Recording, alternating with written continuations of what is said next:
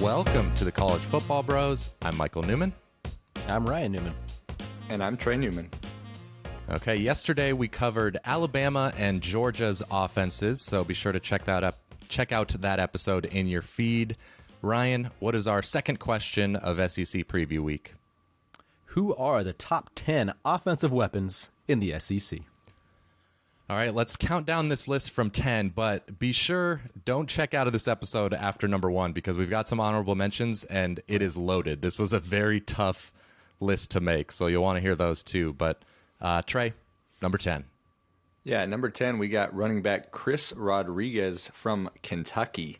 You know, he had a very productive season in spite of Kentucky not being much of a passing threat last year. Had 11 touchdowns in only 9 games. He really picked it up late in the year. Over the final 4 games, he averaged over 100 yards, 7.5 yards per carry, had 7 touchdowns, and one of those opponents was Georgia. And that's one of the best Ds out there. So it wasn't he wasn't doing it against all cupcakes. And with a weapon like Wan'Dale Robinson next to him, I think Rodriguez could have a big 2021 season. Yeah, it was pretty impressive considering they couldn't throw the ball how well he ran it. Offensive line was good. All right, at number 9, we got Ainias Smith, the wide receiver sort of from Texas A&M because he also does a lot of running. This kid does it all. He's an all-purpose guy. 564 yards, 6 touchdowns through the air, almost 300 yards and 4 touchdowns on the ground.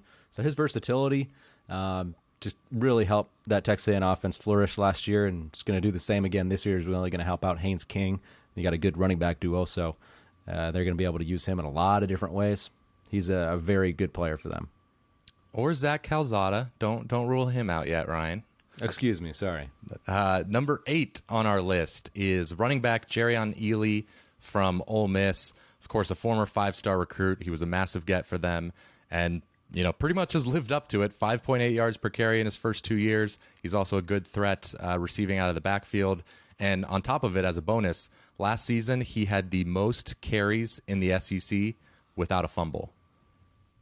Wow, that's very nice. All right, moving on to number 7, tight end Jalen Wydermyer of Texas A&M. He is a specimen. He led the Aggies in receptions last year. He finished second in the Mackey Award, only behind Kyle Pitts. He's the best tight end in the nation going into the season, projected first tight end in next year's draft. And he's not your prototypical tight end that's only a short yardage possession receiver. He has some separation speed when he gets out in space. The Aggies, they're able to use him in the natural tight end position or even in the slot. Coaches, they praise his run blocking ability.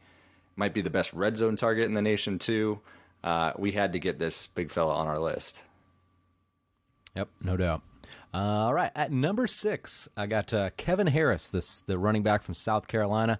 Kind of like Chris Rodriguez, had a really, really good year when they couldn't really pass. So definitely a talented kid, over 1,100 yards and 15 rushing touchdowns last year. So just awesome numbers, over 6 yards per carry. And he also can catch the ball pretty good. He had 21 receptions, so really good piece for Shane Beamer. And they can return 4 offensive linemen, so I would expect Kevin Harris to have another big year and kind of just be in contention for all SEC honors. All right, we are to the top 5. Number 5 is wide receiver Kayshon Boutte from LSU. I actually had him number 1 on my personal list. We just combined our 3 lists here to get our final list.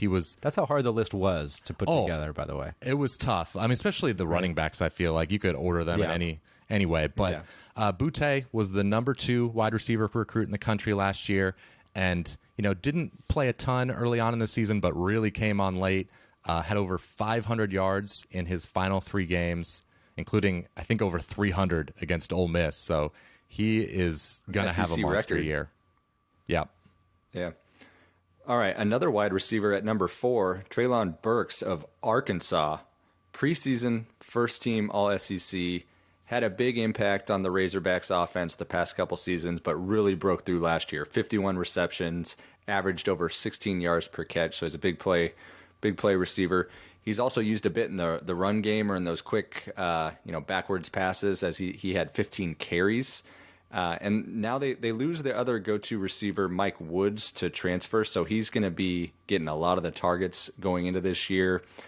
With offensive coordinator Kendall Briles, he and KJ Jefferson, the quarterback, looking to turn into a star. I wouldn't be surprised if Burks has another big year. All right, moving on to number 3. I have Tank Bigsby, Auburn running back, who had a really good freshman year for them last year, and I don't think he's really getting enough publicity nationally for how good he is. He had 834 yards on 6 yards per attempt last year, and again, in an offense that wasn't great throwing the ball. That was just as a freshman, so I think moving into a sophomore year, he's got all of his offensive linemen coming back at Auburn, so you give Brian Harsin and offensive coordinator Mike Bobo, good offensive line, good running back, QB that can run a little bit, Bo Nix. I think Bigsby will have another good year. I agree. Number 2 is another running back, Isaiah Spiller from Texas A&M. Like we said, 5 or 6 guys you could argue as the top running back in the SEC, and he's definitely in the discussion. Maybe his backup's one of them. I agree. Well, yeah, and I mean, A-Chain and Anaya Smith are both excellent for A&M, but Spiller is the leader. He had over 1,000 yards in 10 games last year, 49 receptions in his first 2 seasons, and he was second in the SEC, only to Najee Harris, who is pretty good, in yards after contact and carries of 10 or more yards. So he can be kind of that every down go-to back. Yep. Doesn't need to be with the players they have, but. And at number 1, we had wide receiver John Metchie of Alabama. It's hard not to go with an Alabama receiver after the ridiculous performances they've had in the last couple years. Metchie, he enters the year as the clear top offensive weapon for the Tide. He's on about every possible award watch list there is. He was so productive last year, even being behind a guy like Devontae Smith, who had all the records and accolades, and then he was even behind Jalen Waddle when he was healthy. He had almost 1,000 yards, over 16 yards per reception, and his speed is just such a valuable asset. Like, once he's open, no one's catching him. You'll have to think that they'll use him more in motion, kind of like they used Devontae Smith, kind of on those jet sweeps.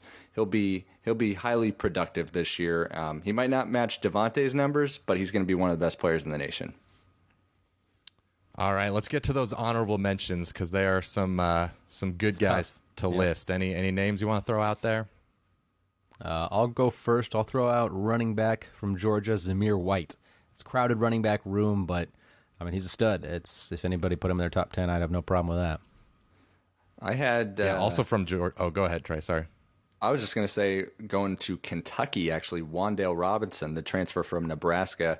He's highly productive, and the great asset that he has is that he does it equally through the air and on the ground. He's versatile. Yep. Eric Gilbert for Georgia, wide receiver. The potential is massive. He could easily jump into the top 5 on this list if he takes a step forward. So he was in my personal top 10. And then, Brian Robinson, running back for Alabama. I know might be more of a committee this year than they were with Najee Harris, but Robinson is, starts at the top. Jaden Walley for Mississippi State wide receiver. He's good. So, we said Treylon Burks, right? Yeah. Oh yeah. Thanks for paying attention, Ryan. Who said that? That wasn't me. All right. Well, that'll do it for this episode of the College Football Bros. Subscribe if you want more SEC content, because we're going to be back tomorrow discussing a polarizing team going into 2021, the LSU Tigers. So we'll see you then. You've been watching the College Football Bros. Be sure to subscribe here on YouTube and in your podcast app for college football content all year round. For bonus episodes and access to our Discord chat, join our Patreon at patreon.com/collegefootballbros. Thanks for watching.